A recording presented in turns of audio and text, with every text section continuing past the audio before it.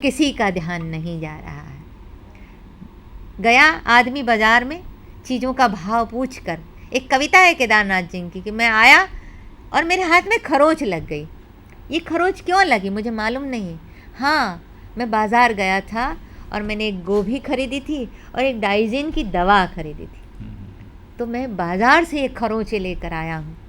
कई बार मैं देखती हूँ, मैं जहाँ रहती हूँ वहाँ बड़े बड़े मॉल हैं, वहाँ पर बच्चे, आसपास की झोपड़पट्टी में रहने वाले बच्चे मॉल में खेलते हैं, अंदर घुस जाते हैं, रोक तो नहीं सकते लोग उनको, पहरेदार, वो घुस जाते हैं और बच्चे एक एक चीज़ को देखकर एक दूसरे से पूछते हैं कि क्या होता है। मुझे याद है कि एक बार मैंने एक बच्ची को पढ़ाने का जिम्मा लिया था, तो मैं उसको 12 ककहरा सिखा रही थी। तो मैंने उसको गुजराती में सिखा रही थी, तो मैंने कहा अनानस का अ। उसने कहा ये अनानस क्या होता है। बच्ची ने सेब भी नहीं देखा था, नौकरानी की बच्ची थी, उसने सेब नहीं देखा था, तो वो अनानस कैसे देखेगी। हमारे कई बच्चों को आज भी चीज़ों की शक्ल पता तक नहीं है, और हम जिस धड़ल्ले से बाज़ार में चीज़ों का ढेर देख रहे हैं, ऐसा लगता है उस ढेर के नीचे वो दीवार गिरी। ये दीवार नहीं है, असल में चीज़ों के ढेर के नीचे आम आदमी बकरी दब रही है, और उसे लगातार छोटेपन का एहसास हो रहा है, उसको लगातार अलग किया जा रहा है। और ये चीज़ें क्या बेच रही है, कौन से मूल्य बेच रही है। पहली बात तो ये, हम जो खरीदने जा रहे हैं तो हम उसमें सारे उपभोगवाद को देख रहे हैं। हर युवती का स्वप्न है कि वो सुंदर बने, हर युवक का स्वप्न है कि वो माचो मैन बने, हर बच्चे का सपना है कि वो दूसरे से लंबा लगे। तुलना, लगातार तुलनाएं हो रही हैं, लगातार हमको ये बताया जा रहा है कि इससे तुम्हें आगे बढ़ना है। स्पर्धा का भाव और नैतिकता। हाँ जी, एक और बात मैं यहाँ हाँ, जोड़ना चाहूँगा कि हाँ, आप जिस संदर्भ में बात कर रही है, और वो अंधेर नगरी में आया कि जात बेची जा रही हाँ, है, जात बेची जा रही है, तो मैंने देखा है कि हमारे यहाँ इस तरह से, ये जो आपने मूल्यों की बात की, बिल्कुल। तो जब हम विज्ञापन देखते हैं, बाजारवाद पर हावी है, तो हम वहाँ देखते हैं कि स्त्री, हमारे यहाँ ये जो हमारे पुराने संदर्भ है, नारियों की पूजा वाली बात है, हमारा ये मूल्य है या हमारी संस्कृति है, लेकिन यहाँ स्त्री को एक उपकरण के तौर पर, यानी उत्पाद बेचने के लिए, हाँ, उत्पाद एक टूल के रूप में उपयोग। तो आप यानी इस तरह की एक फेयरनेस क्रीम खरीदेंगे तो 10 लड़कियां आपके आसपास घूम कर आएगी, तो इस तरह से एक टूल के रूप, एक साधन के तौर पर। नहीं यार, आप तो क्रीम की बात कर रहे हैं, जिन चीज़ों से स्त्रियों का कोई वास्ता नहीं है, उन चीज़ों में स्त्री का जिस तरह से उपयोग हो रहा है बाजार के चलते, हम इंसान जो है वो केवल साधन में, यंत्र में बदल रहा है। और दूसरी ओर ये है कि हर एक को ज़्यादा कमाना है, ज़्यादा पैसा चाहिए, इसलिए सबकी नज़र है बाहर की ओर। ऐसा लगता है कि सब कुछ है वो डॉलर में ही है, और ये डॉलर के चलते हम देख रहे हैं कि रिश्ते बेचे जा रहे हैं, रिश्ते बेचे जा रहे हैं।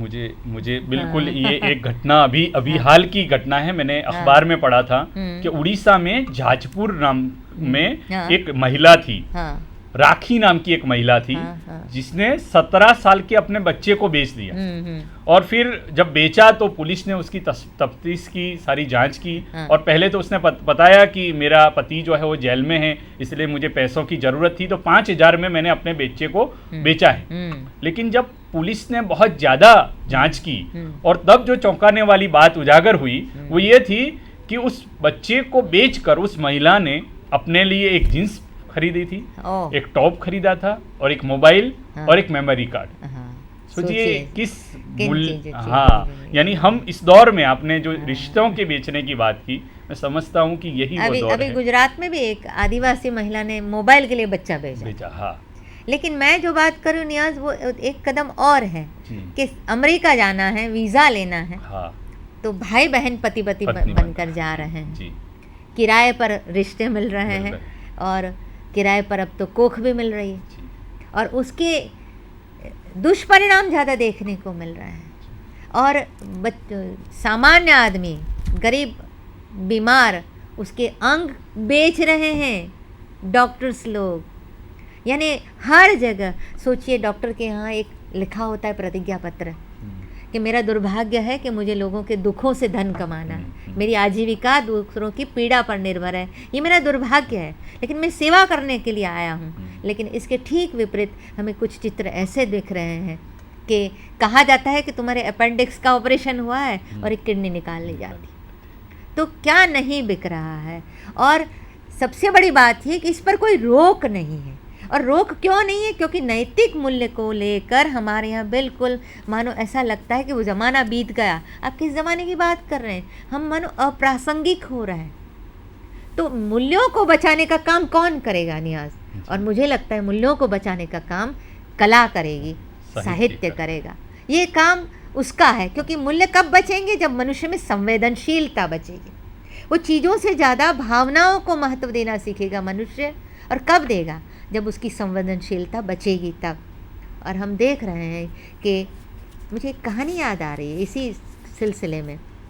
एक पिता की बच्ची मर गई अस्पताल में, टैक्सी लेकर जा रहा था, रास्ते में दंगा भड़क उठा, वो उतर गया और टैक्सी किसी ने जला दी।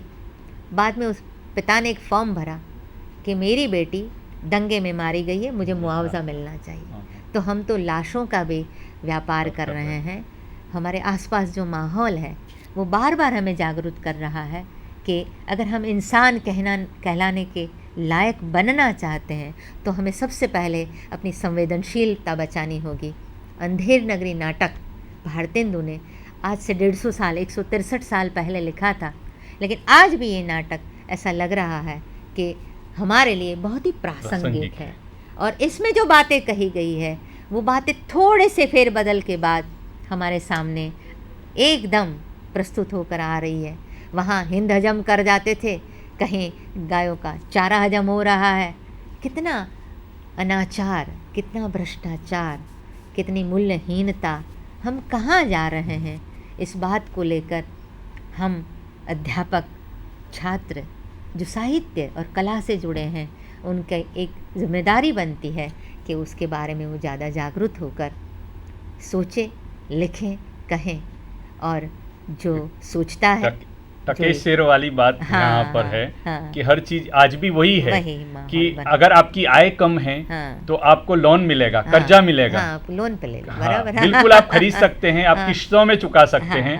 फिर क्रेडिट कार्ड तो है ही, आप स्क्रैच कीजिए कार्ड और जितना भी खरीदना है उतना खरीदिए। शायद ये भी वही संदर्भ है, टकेशेर ही मिल रहा है। और ऐसे 2-4 क्रेडिट कार्ड रखो, इसका बिल इसमें डालो, इसका बिल इसमें डालो। इसके भी बड़े बड़े नुस्खे लोग आजमा रहे हैं। यानी दिमाग चल रहा है लेकिन गलत दिशा में जा रहे हैं हम। तो सबसे महत्वपूर्ण बात यहाँ ये है, इस नाटक के निमित्त हमें कहनी ये है कि हमें अपने मानवीय मूल्य बचाने हैं, तभी हम चीज़ों से बढ़कर मनुष्य का मूल्य मानेंगे। और उसके लिए ज़रूरी है ग्राहक नहीं बनना, मनुष्य बनना। मनुष्य बनना। नो, हम ग्राहक नहीं हैं, हम मनुष्य हैं। और हमारी ये बीइंग ह्यूमन की जो बात चल रही है, लेकिन बीइंग ह्यूमन का पहला अक्षर तो हमारे घर से शुरू होगा। हम उन स्कीम, सेल और उसके चक्कर में ना आए, और अपनी ज़रूरत, जो ज़रूरत नहीं है उसके लिए हम क्यों दौड़ भाग करें। कभी कभी तो ऐसा लगता है कि मूल चीज़ों के मुकाबले उसके साथ मुफ्त में आई चीज़ों से घर भर जाएगा। ऐसा लगेगा कि धीरे धीरे चीज़ें ही हमको घर से बाहर निकाल देगी। और ये घर, याद रखिए, मैं केवल 4 दीवार वाले घर की बात नहीं कर रही हूँ।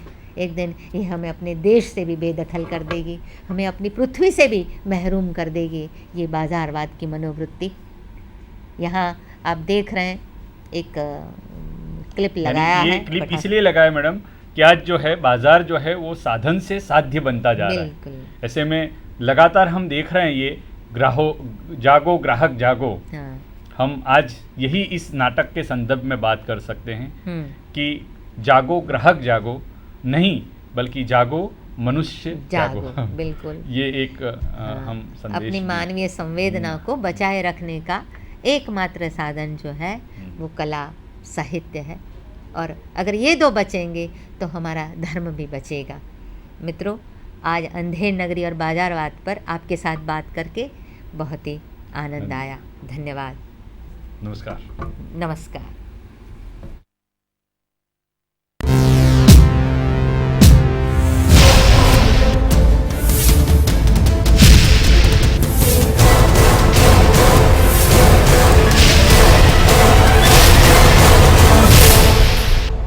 સંધાન